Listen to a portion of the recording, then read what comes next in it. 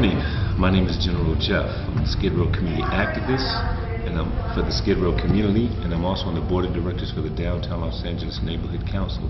Today I'm with Dr. Diane Woods, who's come all the way out from San Bernardino. She works for the African American Health Institute of San Bernardino County.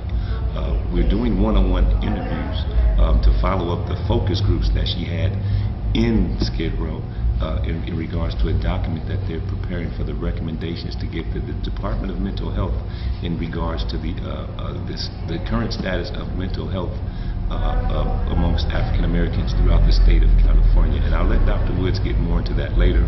But before we get into that, I actually submitted Skid Row's version of a report in regards to African American mental illness. And I want Dr. Woods to respond to my document. So here's the document here. It says, the status of African American mental illness in Skid Row by General Jeff, Skid Row resident, community activist, and board member of the Downtown Los Angeles Neighborhood Council, March 2011. And with that, I introduce Dr. Diane Woods. Thank you, and I appreciate you having me. You know, this is a very interesting topic related to mental health and one's well-being. And the project that we are conducting is a statewide project which will look at reducing the disparities in mental health among ethnic populations. And what's so interesting about the project is the fact that we are going to the population to find out from their perspective what's really important to them and what's critical for them to have a sense of well-being and a sense of balance. Now, what I found interesting in your document is that you took a historical look at where black people are, how African Americans have existed, the laws, rules, and regulations that have actually perpetuated a vicious cycle of a downward spiral for individuals in certain brackets of life. Now, I am not speaking, it appears that when we think of Skid Row, that one would think these individuals are the ones that are down and out, the throwaways in society. Throwaway is not my term. I do not look at humans as indispensable entities or something that's to be thrown away. So when you bring up the idea related to when we look at our society and what society has done to actually enhance or perpetuate this downward spiral, it becomes very evident that it's not just an individual response, that there is a societal response that is needed and one that is expected and should come forth. But when that particular response comes forth, it should not be absence of the people that are involved with the problem. So when you look at solutions, the solutions then are real based on how people identify their problems. Now, the issue regarding mental health, oftentimes it is not well understood and oftentimes not even talked about, especially among African American population. But when you bring up this idea about there are solutions among our people that are inherent in our arts and our creativity and our expression of ourselves, then the whole community can rally in that particular perspective so that we create an environment that is nurturing.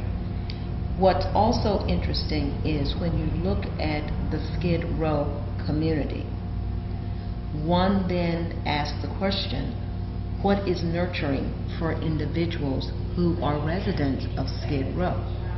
And as a part of the work that I do, which is community-based participatory research, therein lies the answers. So with that research process, you engage people so that people feel very comfortable in their own words, from their own perspective, identify what is important to them. So I think that your document and laying a foundation and looking and saying we can't just look at the individual, which in our society we know that. And we can't blame the system. And in our society, we know we can't just blame the system. However, the individual, the system, the lived environment, all of it as a whole impacts one's total well-being. So I'm really interested in us having our one-on-one interview so that we can discuss the very specifics about how to create this Skid Row community where it is respectful, where people who live here have a sense of balance and well-being. What do we really need in order to bring that about? So I'm very interested in talking to the people today. I appreciated the focus groups that we had a couple of months ago, where we had tremendous group interchange. But when we do one-on-one interviews, it allows for very specific questions to be answered, very specific ideas to be created and developed. And on a grand scale, when we put all of this information together throughout the state, we can hopefully come forth with a document that's going to be meaningful to the people. And then we have a platform and agenda to move forward, something that's very specific when we're talking to policymakers and decision makers about what needs to be in a respectful community that we will create here in Skid Row. Wonderful. Thank you, Dr. Woods. I just want to say, to be clear, that even though my report specifically addressed the African American status of mental illness currently in Skid Row, Dr. Woods' overall report is about all ethnicities and the disparities that we all suffer from. So that includes other ethnicities. So it just so happens that we are African American, and it's easier for us to penetrate into that field first. But we will not exclude any other Latinos, Asians, and any other ethnicities that will be a part of the overall document. So I just want to give that disclaimer out there so it doesn't seem like we're just railroading this to only touch on one aspect. With that, I want to say thank you. Before you close, I'd also like to add the report that we have been commissioned to bring forth from the Department of Mental Health is so divided that it would naturally involve 5 major ethnic populations.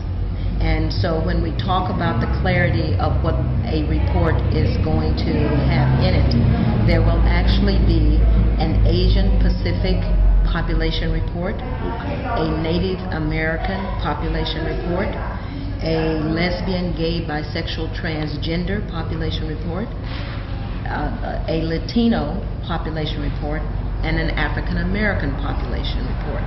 So there will be 5 population reports. Each one of these groups actually are working with their particular population. So that when we finish with the population reports, we will then integrate them together into one strategic plan for the state of California. So it will be reducing disparities related to mental health for the state of California, a strategic plan for the state of California.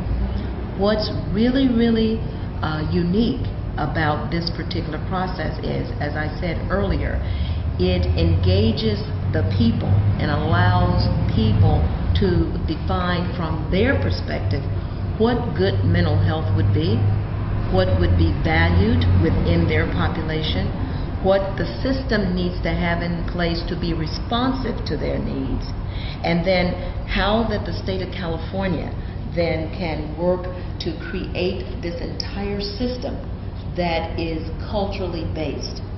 And quite frankly, there's not another state in the United States that has actually done this process or produced this level of document. So we have national support, attention of the nation.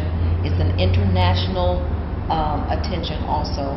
And when we roll out our African American population report, we clearly expect to disseminate that report to anyone and everyone who would like to have a copy. We will have a comprehensive report, an executive summary, a very short 2-page report DVD. It will be available online, Facebook, multiple ways so that people can be able to use that information in creating programs, initiatives, and would also have resources.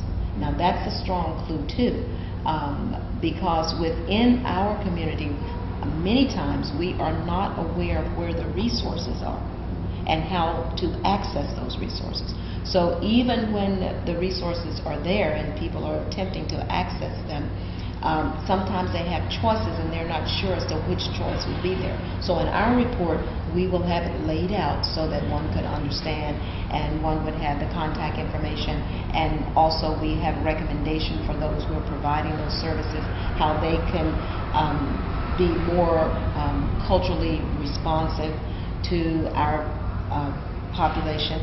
And that doesn't mean that we're talking of other people who are not of African ancestry. We're talking all people, because the African American population is just not made up of American citizens. In the United States, as you know, we have Afro-Caribbeans, Afro-Latinos, Afro-Native Americans, Afro-Filipinos, all other nationalities. So our report respects the nationality of people and embraces where we can come together and share that basic foundation of being people of African ancestry. Very unique, and we're truly looking forward to all of the input that people have given. Wow. Looking forward to that. Thank you so much, Dr. You're welcome. Woods.